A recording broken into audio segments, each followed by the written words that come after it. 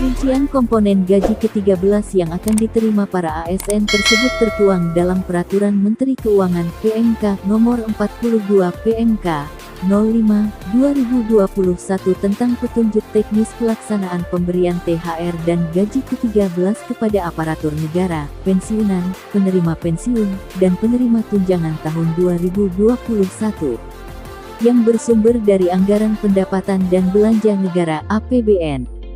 Gaji ke-13 bagi PNS, PPPK, TNI, Polri, pejabat negara, Dewan Pengawas Komisi Pemberantasan Korupsi, KPK, pimpinan Lembaga Penyiaran Publik, LPP, dan pegawai non-ASN yang bertugas pada LPP terdiri dari gaji pokok, tunjangan keluarga, tunjangan pangan dalam bentuk uang, dan tunjangan jabatan atau tunjangan umum. Besaran gaji pokok dan tunjangan tersebut sesuai dengan jabatan atau pangkatnya. Tunjangan jabatan sebagaimana dimaksud meliputi tunjangan jabatan struktural, tunjangan jabatan fungsional, dan tunjangan yang dipersamakan dengan tunjangan jabatan sesuai dengan ketentuan peraturan perundang-undangan, bunyi ayat 6 pasal 6 PMK tentang THR dan gaji ke-13. Anggaran setiap tahunnya pun selalu disiapkan. Berikut daftar penerima THR dan gaji ke-13 dari pemerintah. 1. PNS. 2. Prajurit TNI. 3. Anggota Polri. 4. PNS, prajurit TNI, dan anggota Polri yang ditempatkan atau ditugaskan di perwakilan Republik Indonesia di luar negeri. 5.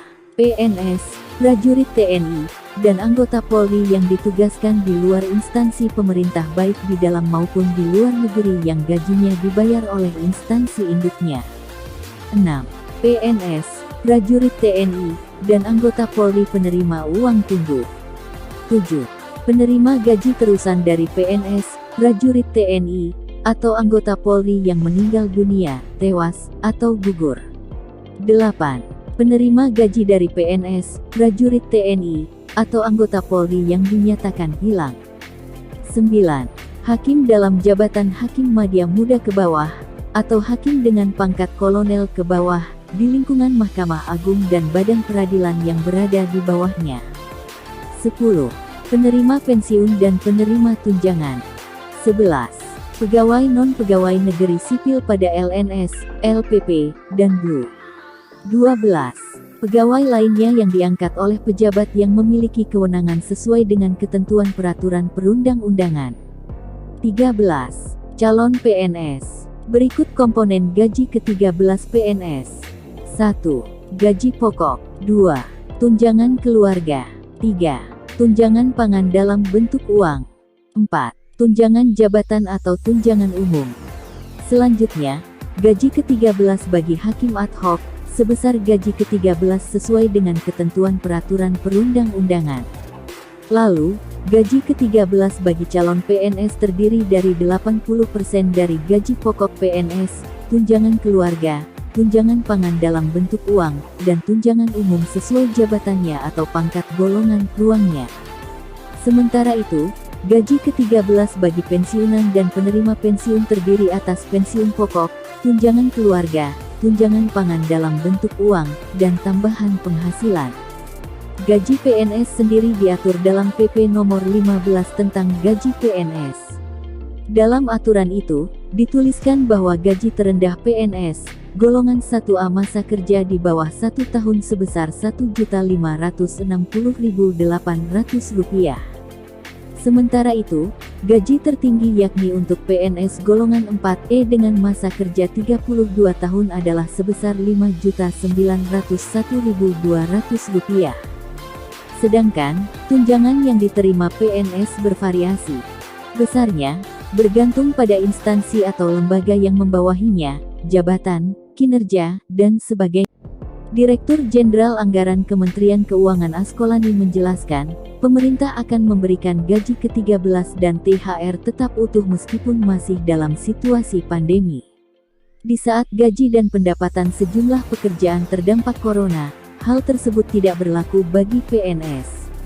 Direncanakan pemberian THR dan gaji ke-13 dalam tahun 2021 secara full, kata Direktur Jenderal Anggaran Kementerian Keuangan Askolani kepada CNBC Indonesia beberapa waktu lalu.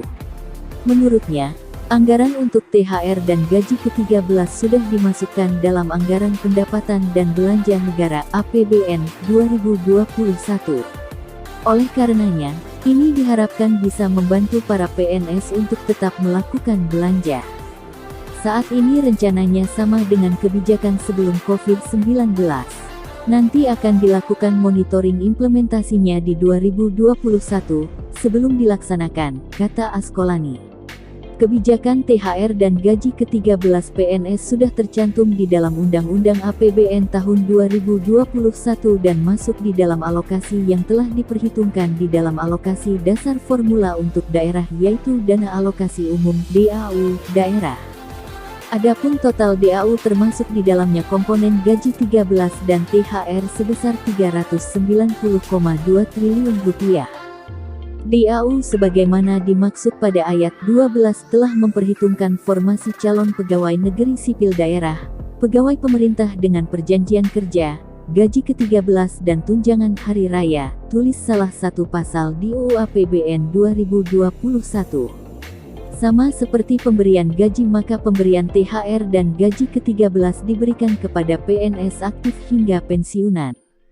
Pemerintah akan berikan gaji ke-13 yang nanti pelaksanaannya akan dilakukan Juni tahun 2021, kata Sri Mulyani, Menteri Keuangan RI, dikutip Senin tanggal 17 Mei tahun 2021. Pemerintah akan mencairkan gaji ke-13 bagi aparatur sipil negara ASN, TNI, Polri, dan pensiunan pada Juni tahun 2021.